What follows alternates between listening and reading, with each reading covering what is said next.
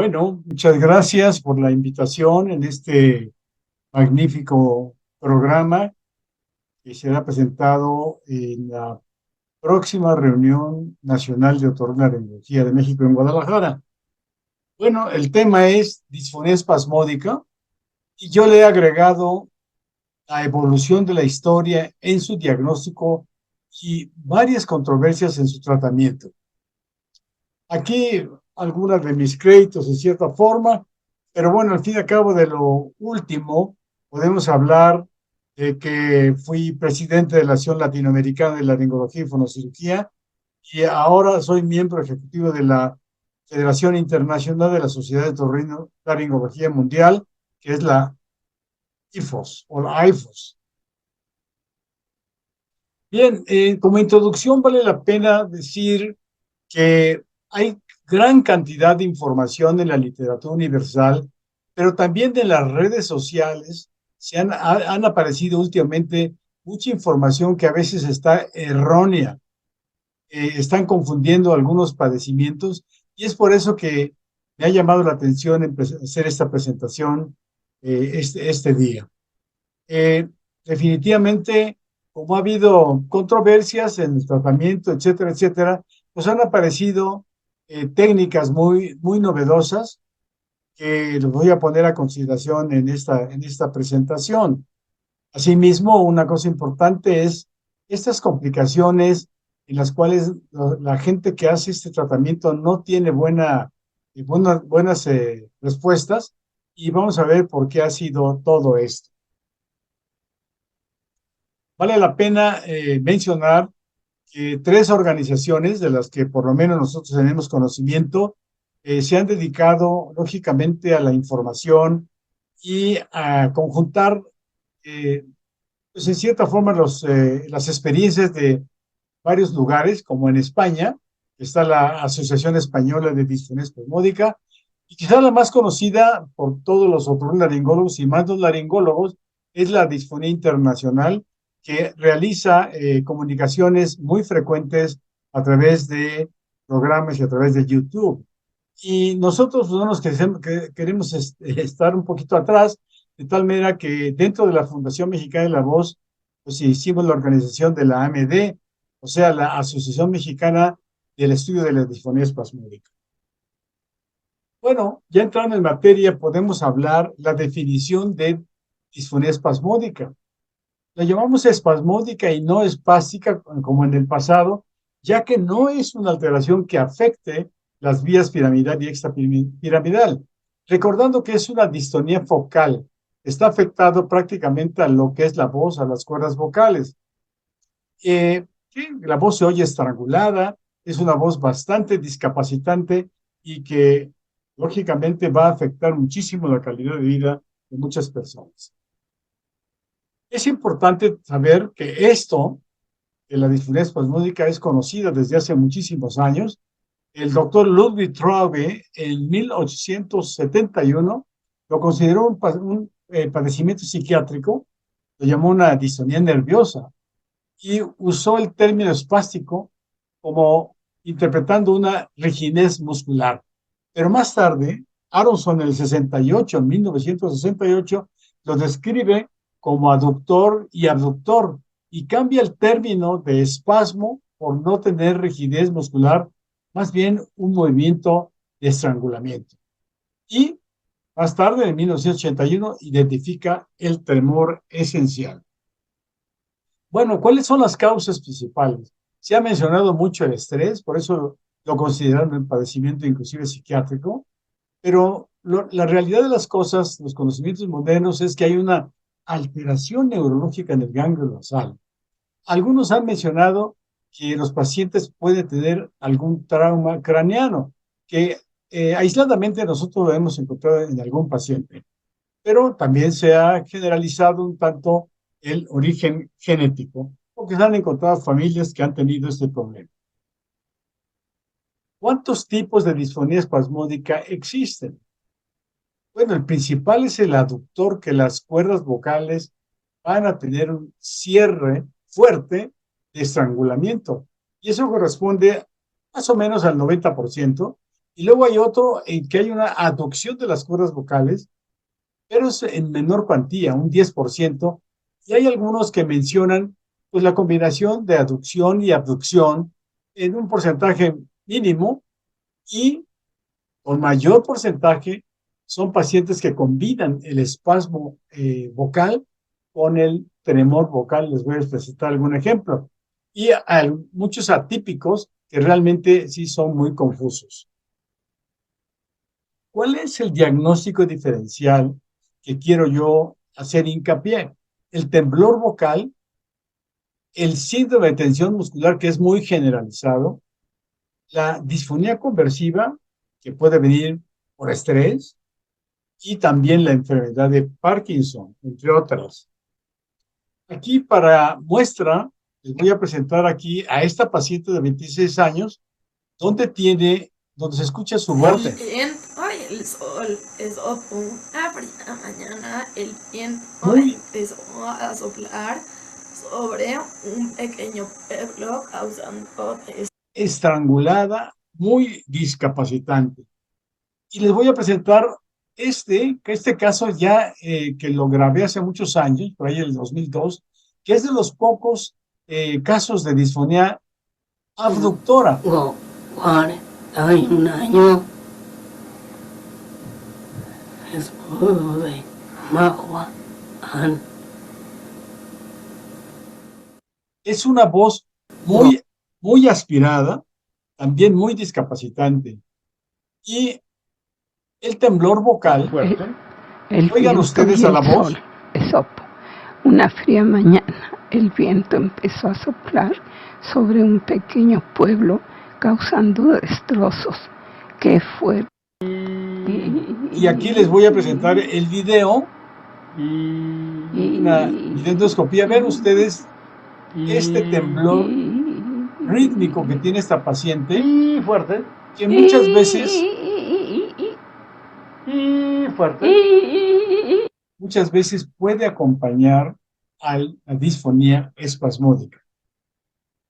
Hay otros que no tienen una voz estrangulada continua, sino que lo puede ser muy esporádico, El viento y el como sol. este caso. Esopo. Una fría mañana el viento empezó a soplar sobre un pequeño pueblo causando destrozos.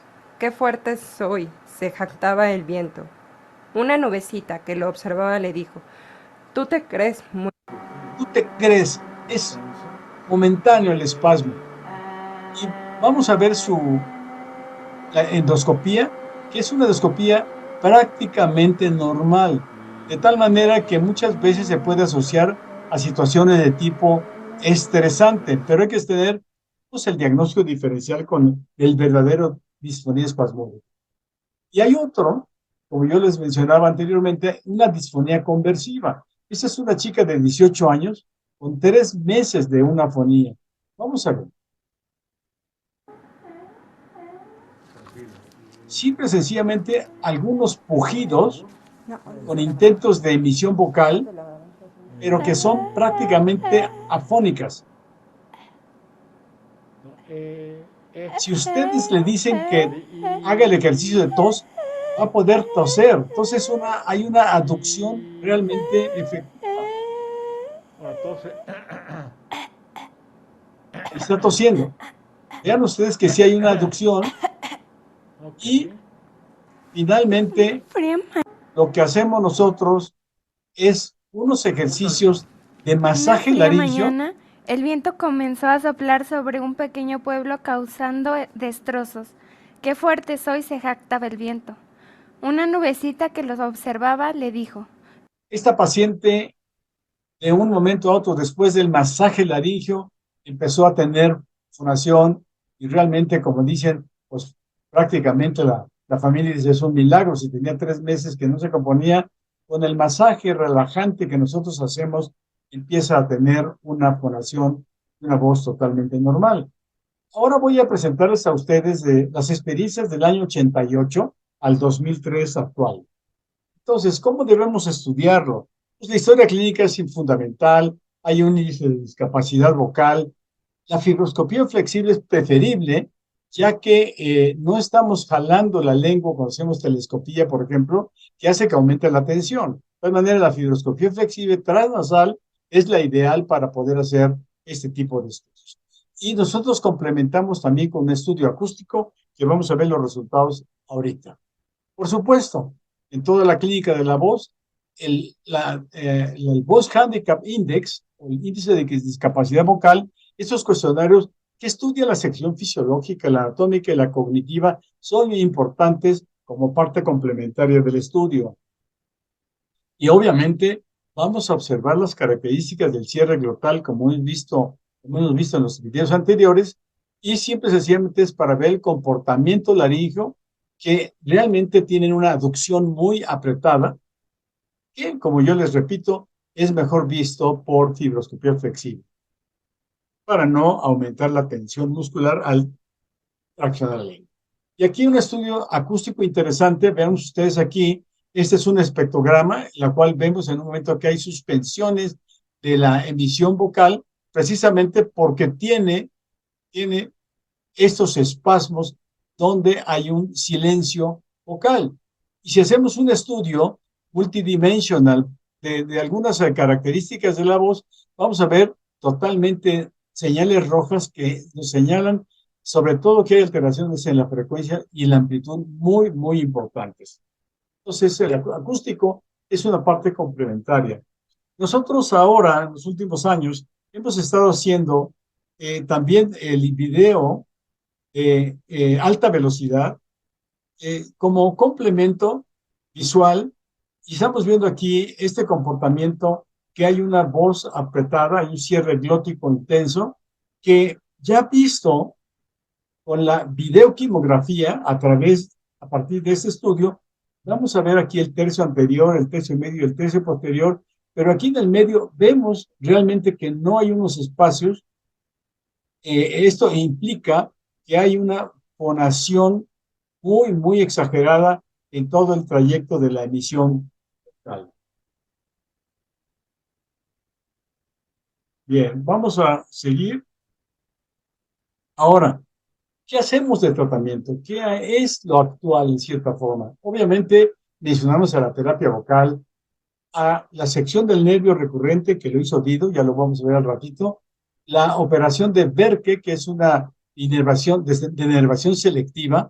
Obviamente la más popular es la toxina botulínica. Hubo antecedentes, y lo hicimos nosotros anteriormente, en lo que era la extracción parcial del músculo tiroaritenoideo, la famosa tiroplastía de Ishiki, y últimamente va retomando actualidad lo que es la neuromiectomía del nervio tiroaritenoideo, que en nuestro medio lo ha promovido mucho Domingo Suyi de Brasil. Y también se ha popularizado, aunque todavía no tenemos resultados efectivos, la colocación de puentes de titanio en la comisura anterior. Pues siempre sencillamente aquí una fotografía del doctor Herbert Dido, que alguna vez lo visitó hace muchos años, en donde él hizo esta publicación, pero todavía llamándola disfonía espástica. Y bueno, esta es, como le mencionaba, la reenervación propuesta por Berke, llamada SLAD, pero encontró que el 26% regresaba nuevamente con quiebres vocales. Y esta, bueno, es una técnica que fue descrita por Berke y algunos todavía la mencionan para hacerla. En la época ya nuestra, en cierta forma, en la que vale la pena mencionar al doctor Alan Scott, oftalmólogo del Instituto Ketterman de San Francisco, y al doctor Ricardo Miledi, que fue un genio, fisiólogo mexicano, que fue a vivir y a trabajar con el doctor Miledi para hacer las investigaciones iniciales del oculinum, que es precursora de la toxina botulínica. La usaron en el blefarospasmo, en el estrabismo, básicamente en una enfermedad que se llama enfermedad de May, y hacían electromiografía y empezaron a hablar sobre los neurotransmisores. En fin, un antecedente importante del inicio de la toxina botulínica. Esta investigación fue tomada posteriormente por el doctor Jankovic, la doctora Gayle Woodson, que recuerda usted fue de las primeras presidentas de la Academia Americana, y el doctor Miller. Hicieron esta publicación en 1987, hablando de lo que era la etapa inicial del uso de la toxina botulínica del espasmo disfónico. Nosotros, en el año enero-febrero del 91, en la revista de otorrinolaringología, hicimos una primera publicación hablando de las perspectivas del tratamiento de la disfonía espástica, y hablamos espástico entonces, un estudio preliminar que fue, pues en cierta forma, la experiencia con un paciente de 38 años con una disfonía espasmódica muy severa, y que posteriormente la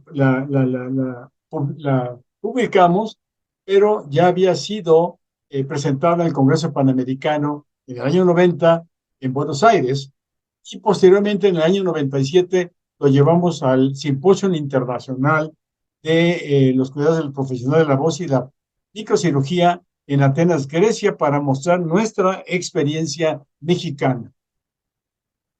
Miren, ¿ustedes saben cuántos tipos de toxina botulínica hay? Pues son 8 tipos aproximadamente. Una llamada la onaноbotulinum, que es la A, y la otra de arriba, botulinum de tipo B. Aquí están algunas fotografías de lo que es la A, la de Botox, muy conocida, y la de Geomin también, asimismo la de Dysport, que tiene la ribabotulinum tipo B. Bueno, al fin y al cabo, ¿cuáles son las vías principales conocidas que seguramente ustedes practican para inyectar para el control de la disfonía espasmódica? Las percutáneas, a través de la membrana cricotiroidea, la transcervical. Hay todavía algunas personas que usan la electromiografía solamente.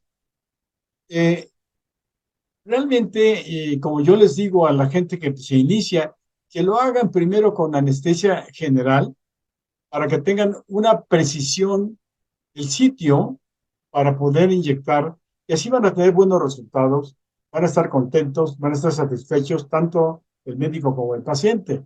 Y ya posteriormente empiecen a trabajar un tanto en la parte percutánea, porque si es al revés, va a haber muchas fallas, muy malos resultados, y van a quedar totalmente, es decir, con muy mal sabor de boca.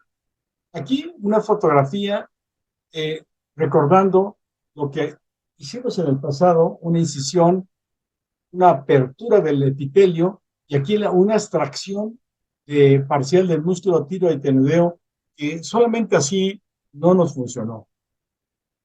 Bueno, es importante para cuando vamos a hacer las técnicas percutáneas tener una muy buena anestesia.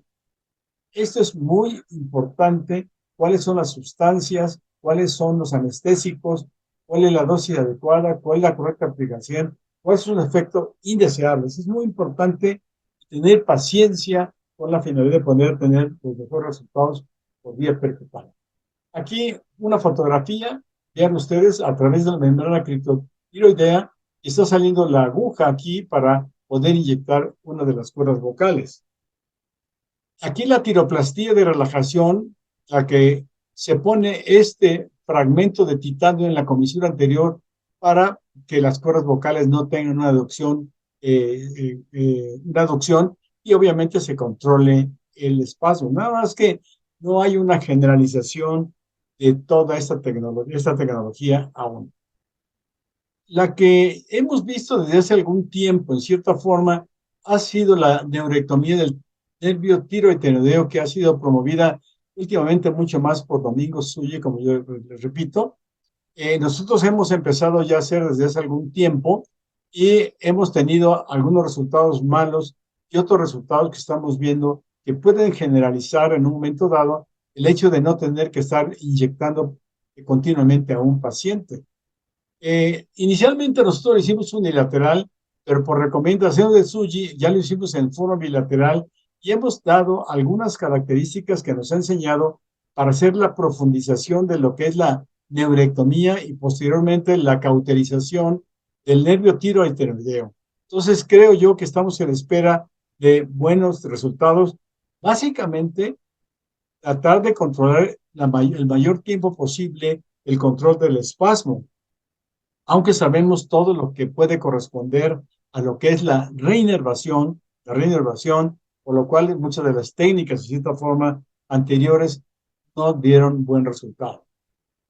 Aquí nos vamos a ir al final para decir yo cuáles son las controversias que nosotros hemos tenido en diagnóstico y tratamiento en los últimos años, y quiero yo compartirlas con ustedes. Primero, la controversia número 1. ¿Sirve la terapia vocal solita? ¿Cuál fue el resultado? No solamente, no resulta solita. La combinación con la inyección de toxina puede ser una muy buena solución. Vamos a la número 2, la controversia 2. ¿Qué toxina quieren ustedes utilizar? ¿La A o la B en un momento dado? Bueno, al fin y al cabo, estas que vemos, el Botox de Allergan, el Geomin de Merck y el Dysport, son las que más conocemos nosotros en nuestro medio. Y el resultado fue, pues todo el mundo tiene más accesibilidad al Geomin o al Botox, y definitivamente son cosas que a nosotros más frecuente, es muy accesible, es más estable. Mencionan que es más estable Geomin que Botox. Y las presentaciones que empezamos con 100 unidades, ahora tenemos, por lo poco que utilizamos nosotros, presentaciones de 50 unidades. Y bueno, ustedes vean este cuello. En la controversia 3, ¿cómo vamos a seleccionar al paciente? Obviamente su estado emocional, si hay comorbilidades con hipertensión, cardiovasculares, neurológico, etcétera. Y sobre todo en pacientes obesos. Definitivamente una cosa percutánea es muy difícil en esto. Tendremos muy malos resultados, por lo menos en mi experiencia. Y entonces, pues, ¿qué tenemos que hacer? Cuando tenemos este tipo de pacientes en un momento dado críticos, pues vamos a tener que recurrir a la anestesia general. Controversia 4. Siempre hay que explicarle al paciente qué es lo que le vamos a hacer, porque a él, al paciente, y también a los familiares, porque creen que simplemente va a ser definitivamente la inyección el resultado satisfactorio. Y sabemos que es temporal y ellos lo tienen que saber. Algunos vienen con un ayuno ligero, hay algunos que les dan un poquito de un tranquilizante, etcétera, etcétera, pero como yo les digo, un buen anestésico local va a ser muy efectivo. Y entonces, si tenemos nosotros estos casos, la controversia 4, pues vamos bien. No creo que haya problemas con los pacientes bien seleccionados, con todos esos antecedentes que acabo de mencionar. La controversia 5, vamos a ustedes acostar semisentado al paciente, o vamos a poner semisentado o sentado en posición de la laringoscopía indirecta. Pues miren, para nuestra experiencia, el resultado de esta controversia 5 es mejor semisentado, como estamos mostrándose en este sitio, porque nos va a facilitar las maniobras del cirujano y asistente endoscopista. Asimismo, el paciente, en nuestra experiencia, se siente más tranquilo que estar acostado. La controversia 6, ¿cómo vamos a diluir? En 2 centímetros de solución fisiológica, en 4 o 6, pues la verdad de las cosas, que para nuestra experiencia, el resultado ha sido, para nosotros, 2 centímetros de solución con 100 unidades, donde tiene 0.1 mililitro, tiene 5 unidades. Nos ha sido fácil calcular todas estas diluciones. La controversia 7, ¿qué cantidad vamos a poner? La literatura menciona 1 unidad, pero muy frecuentemente ya en los últimos 5 unidades o hasta 10 unidades. ¿Cuál es nuestro resultado? Inicial, en nuestra experiencia, 5 unidades en repliegue vocal y también 5 unidades en la banda ventricular. Y esto buscando un poquito más de duración del efecto de la toxina. La controversia 8 es, ¿qué vía? Como yo le decía, bajo anestesia general, las vías percutáneas más frecuentes, la cricotiroidea, la transcervical o la transoral, que no lo hacemos frecuentemente, utilizando el electromiógrafo, Acugait. Hay quien lo usa sin tener absolutamente ninguna misión, o bien, como nosotros lo hicimos en el pasado, con control fibroscópico por el canal de trabajo. O sea, nos estamos viendo y veíamos cómo iba la aguja. Controversia 8. Inyección de toxina botulínica bajo anestesia general. Nos va a dar precisión, aquí está, y que hay riesgos anestésicos, que hay costos hospitalarios y que el paciente puede ser que en un momento dado pueda tener 24 horas de pérdida temporal de trabajo por incapacidad. Pero al fin y al cabo, el resultado es que la vía percutánea es una vía útil, aquí lo estamos viendo, es una vía clásica. ¿Cómo lo vamos a hacer? La localización y palpación de la área de la membrana cricotidea aquí en el cuello y pensar y hablarlo con el paciente que no siempre con un intento lo vamos a lograr. A lo mejor puede ser inyecciones 2, 3. Hay que hacérselo saber al paciente para que en un momento no se desespere en cierta forma y nos pueda ayudar a que podamos tener buenos resultados. Importante que la aguja puede, a un sentido, puede ser doblada para tener mucho más dirección hacia la cuerda vocal. Eso es una buena maniobra. O, sencillamente, dentro de las vías, el resultado de la vía transcervical a través de la escotadura, aquí lo estamos viendo, con nosotros, o por lo menos en mi experiencia, creo que es una muy buena vía, porque tenemos el control bifuroscópico. Vean ustedes aquí el peciolo de la epiglotis y aquí saliendo la aguja. Y aquí podemos inyectarla, porque la vía membrana cricotidea pues, de repente puede dificultarse y tenemos una vía mejor, pero hay que saber cuáles son las vías para que podamos utilizar la que más experiencia nos dé, la que mejor resultado y más facilidad nos da. Esta es una fotografía ya bastante viejita, que hicimos la inyección de electromiografía con Acugite, pero combinada con el uso de fibroscopio para tener una visión de dónde estaba nuestra aguja. Entonces, bueno, al fin y al cabo, después, otra de las técnicas lo hicimos con la inyección a través del canal de trabajo de nuestra, en nuestra aguja. Aquí vemos el fibroscopio, aquí vemos la aguja, ahorita lo vamos a ver mucho mejor. Y entonces, en este sentido, la controversia es que los pacientes que utilizamos esta vía a través del canal de trabajo, pues, lo encontraron menos invasivo y casi al 100% de tolerabilidad, pero el inconveniente es que por lo largo del catéter tenemos un desperdicio de material, pero esa técnica realmente nos dio buen resultado. La controversia 9 es decir, inyectamos la misma cuerda y la banda reticular siempre la misma, el resultado es de preferencia la misma. Hay que seguir un protocolo para saber en el pasado en la sesión pasada cuál cuerda inyectamos o qué banda, etcétera, anotarlo en el expediente, pero digo de preferencia la misma cuerda porque puede haber una neurolisis por la repetición de la inyección. La controversia 10, ¿qué sitio es el bueno? El resultado es el tercio medio. Rosen publicó hace varios años que el sitio de mayor cantidad de uniones neuromusculares era el tercio medio, de tal manera que de preferencia llegamos a ese sitio. La controversia 11. Uno o dos repliegues vocales. Los resultados es igual, y la literatura sí lo habla. Es igual la duración del efecto. No hay un cambio significativo en el tiempo de control y la duración del efecto. ¿Sí? Así es una controversia en cierta forma, de tal manera que eso lo debes conocer, uno debe conocer a los pacientes. La controversia 12, aquí está el video de hace rato que no vimos, en cierta forma, en donde si solamente inyectamos las bandas ventriculares, puede resultar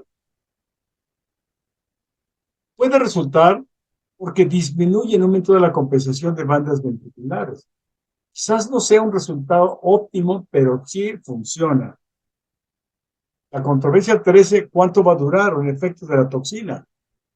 3, 4 meses en cualquiera de las técnicas.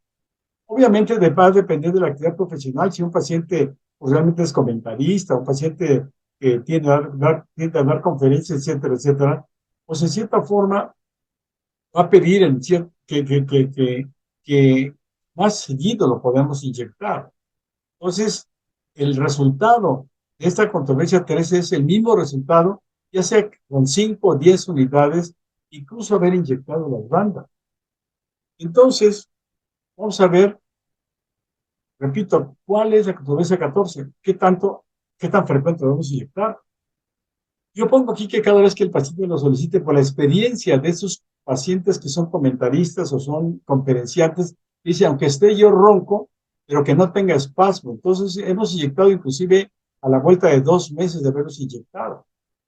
Siempre, sencillamente, hay que revisar la técnica que utilizamos, la vía, la dosis, en las sesiones anteriores, protocolizándolo en nuestros expedientes. La 15, ¿por qué tenemos malos resultados? La experiencia. La verdad, las cosas fue una mala técnica. Pensamos que estaba la cuerda vocal y no le llegamos a inyectar el músculo. Fue muy superficial, fuera de sitio, etcétera, etcétera. Hablar de una toxina desactivada, eso para mí es, siempre traemos una toxina que es de la empresa, la pedimos y confiamos en un método que esté en buenas condiciones. Bueno, porque hay algunas personas que congelan en un momento dado, pero al fin y al cabo, la verdad es que eso es que no desconfío un poquito de eso, por eso yo uso un frasco cada vez que voy a inyectar a un paciente. Puedo llegar en un momento dado, a lo mejor son 2 pacientes y utilizamos un solo frasco. En relación a los anticuerpos antitoxina, se ha referido en la literatura, pero muchas veces hablan de la gente, de los pacientes que se inyectan grandes cantidades de toxina, por ejemplo, las parálisis cerebrales, que hay que rehabilitar y relajar los músculos. La 16, controversia, complicaciones, afonía y disfagia. ¿Cuál es el resultado? Sí, hay resultados exagerados, como en este caso. Vean ustedes aquí, tuvimos una afonía. Por supuesto, el paciente se quedó asustado y ya no quiso tener una segunda inyección. Realmente la disfagia viene porque hay una incompetencia glótica, quedó, se hace un tanto más el efecto y entonces puede escapar líquido por ahí, toser, etcétera, etcétera. Pero eso es parcial. Cuando empieza a pasar el efecto, esa disfagia empieza a desaparecer, o bien que en un momento dado sea demasiado atrás la inyección y pueda afectar el músculo criciofaríngeo. En fin, son las controversias de mi experiencia y podemos hablar en conclusión que es un padecimiento neurológico de etiología desconocida. Están haciendo investigaciones más en las épocas actuales y que va a afectar la calidad de voz y de la vida. Hay que hacer el diagnóstico diferencial. Hasta ahorita lo ideal es inyectar toxina botulínica. Hay procedimientos para casos bien seleccionados cuando ya están en un momento dado varias veces y cuando dicen, pues ya estamos hasta el copete de que nos están inyectando, ¿qué más hay? Entonces, al fin y al cabo, ya se habla de la neurectomía, hablamos ya en cierta forma de lo que puede hacer los marcapasos como en un futuro, o bien que haya tratamientos farmacológicos como en muchas de las distonías que pueda haber en nuestro organismo. En fin, hasta ahorita tenemos esta cosa de la disfonía espasmódica, pero seguramente en breve vamos a encontrar ya más avances para controlar este problema. Yo les doy a ustedes las gracias por esta oportunidad de poder compartir con ustedes estas experiencias que hemos tenido ya desde hace varios años. Muchas gracias.